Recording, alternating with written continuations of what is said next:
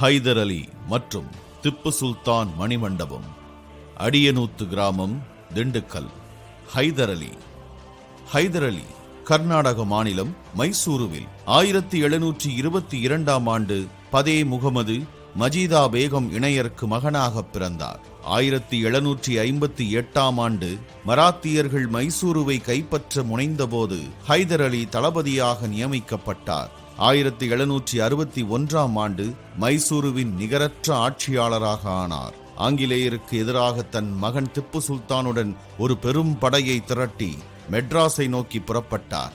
இதனால் ஆங்கிலேயர்கள் ஹைதர் அலியுடன் சமரச ஒப்பந்தம் செய்து கொள்ள சம்மதித்தனர்.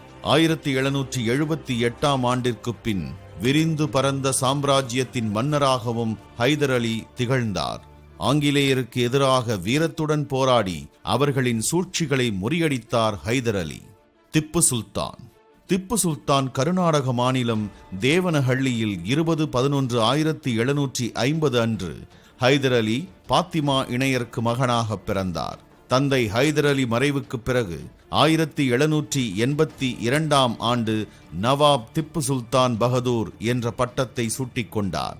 1782ஆம் ஆண்டு முதல் 1799 வரை மைசூர் பேரரசை ஆட்சி செய்தார். ஆங்கிலேயருக்கு எதிராக துணிச்சலுடனும் தீரத்துடனும் போரிட்டார். திண்டுக்கல் மாவட்டம் அடியனூத்து கிராமத்தில் தமிழ்நாடு அரசின் சார்பில் ஹைதர் அலி மற்றும் திப்பு சுல்தான் ஆகியோர் நினைவாக ஒரே வளாகத்தில் மணிமண்டபம் 31/12/2017 அன்று திறந்து வைக்கப்பட்டது.